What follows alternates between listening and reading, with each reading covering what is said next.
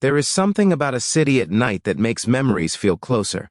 The lights glow softly against the dark sky. Windows shimmer like tiny lanterns. And somewhere, high above the noise, two people can stand side by side and feel very small and very alive.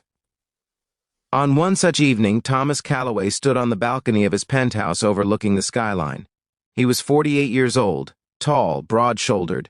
His dark brown hair, carefully swept back, showed just the faintest touch of silver at the temples. A neatly trimmed beard framed a face that had once been quick to smile, but lately had grown serious. Thomas had built his fortune in commercial real estate, office towers, hotels, restaurants, the kind of buildings that gleamed under city lights, much like the one he now lived in. People described him as confident, composed, successful. But those who knew him well understood something else. He was lonely. 7 months earlier, Thomas had made a proposal that even he knew sounded unusual. Her name was Elena Brooks. Elena was 35, graceful without trying to be. She had warm hazel eyes and deep brown hair that she usually kept pinned back while working.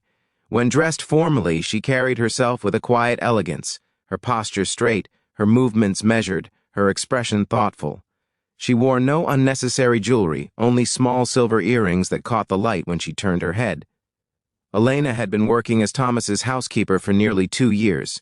She was dependable, gentle, never intrusive. She kept the penthouse immaculate, but more than that, she brought a sense of calm into rooms that had once felt too large for one man. Thomas had noticed. Not in a sudden, dramatic way, but slowly, like the way you notice spring returning after a long winter. The proposal came after an uncomfortable dinner with investors. Thomas's business associates had begun whispering about stability, image, legacy. In their world, appearances mattered. And Thomas, well, he was tired of attending events alone. One afternoon, standing in the quiet kitchen while sunlight filtered through tall windows, he spoke carefully. "Elena," he said, his voice low and respectful, "I have a proposition. It would last 7 months. You would be paid generously. I need someone to attend events with me, to present the appearance of a wife." He paused. He did not look at her immediately. "It would be an arrangement, only. You would have your own space, your own independence, and when the 7 months are over, you would be free, with financial security." Elena did not answer right away. She had grown up in a small Ohio town, raised by parents who believed in hard work and quiet dignity. She had come to the city after her father passed, helping her mother with medical bills. Life had not been unkind to her, but it had been demanding. "Why me?" she asked gently. Thomas met her eyes. "Because I trust you." There was no romance in his tone, only sincerity. And so, after long consideration, Elena agreed. The first public appearance surprised them both. Elena wore a simple ivory gown that evening, elegant but not extravagant. The fabric draped softly over her shoulders, revealing the natural grace of her posture. Her hair was styled in a low-polished bun. A pair of delicate crystal earrings framed her face. Thomas wore a tailored black tuxedo, crisp white shirt, and black bow tie. He looked every bit the composed businessman the city expected. When they stepped into the ballroom, conversations quieted for just a moment. Not because of scandal, but because they looked right together. Over the following months, they attended galas, charity dinners, corporate events. Elena learned how to navigate polite conversation about markets and foundations. Thomas discovered that she possessed a quiet intelligence that often outshone the loudest voices in the room. But what changed things was not the events. It was the evenings afterward. They would return to the penthouse, the city lights stretching endlessly beyond glass walls. Elena would remove her heels with a soft sigh, and Thomas would loosen his bow tie, and they would talk, not about business, but about life. She told him about summer evenings on her parents' porch, fireflies blinking in warm air, lemonade in chipped glasses, the comfort of knowing your neighbors by name. Thomas spoke, sometimes hesitantly, about his early years, about building his first company from a rented desk and an old computer, about the long nights that led to success, and the relationships that quietly slipped away in the process. For listeners in their 50s and 60s, perhaps this will sound familiar.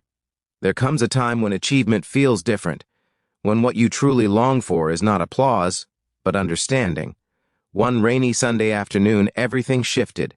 Thomas had caught a mild flu, nothing serious. but enough to confine him to bed, something he had not allowed himself in years. Elena brought him soup, not from a gourmet restaurant, but homemade, chicken broth, fresh herbs, the kind of simple meal that carries memory in every spoonful. She sat beside the bed, cool cloth in hand, speaking softly. "You need rest," she said. "The buildings will still be there tomorrow." Thomas looked at her, really looked at her, and something in his chest softened.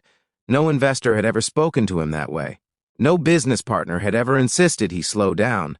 In that quiet moment, the arrangement began to feel less like a contract and more like companionship. The twist came not with drama, but with paperwork. 6 months into the agreement, Thomas's attorney requested a private meeting. "There's something you should know," the attorney said carefully. "Your late father established a trust. It activates fully only if you are legally married for a minimum of 6 months. You were unaware because the final clause required a spouse of record." Thomas stared at the document. He had not married Elena for money. He had married her for convenience, for image. But now, there was more at stake. He returned home troubled. That evening he told Elena everything. "I don't want you to think," he said quietly, "that this was ever about inheritance. I didn't know." Elena listened, her expression calm. Then she surprised him. "I know," she said. He blinked. She reached into a small envelope on the table. "I received a call from your father's former assistant months ago. She wanted to confirm something about the trust. I didn't tell you because I didn't want you to feel pressured."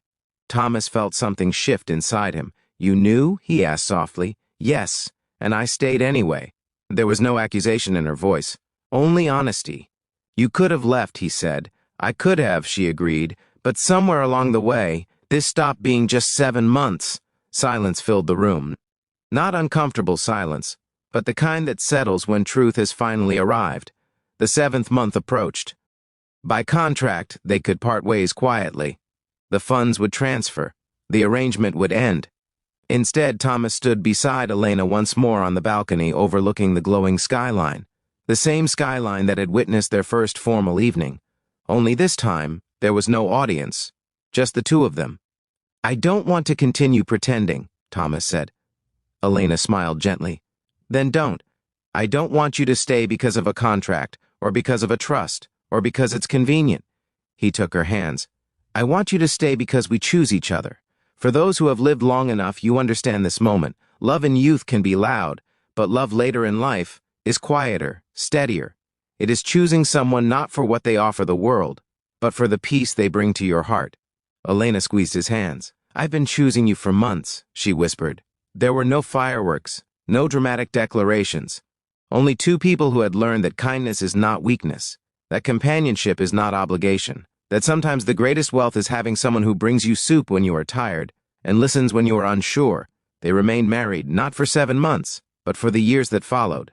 And on certain evenings when the city lights shimmered below, they would stand side by side in quiet gratitude. Because sometimes life gives us arrangements, and sometimes, if we are patient, those arrangements become blessings. And perhaps that is the gentlest twist of all.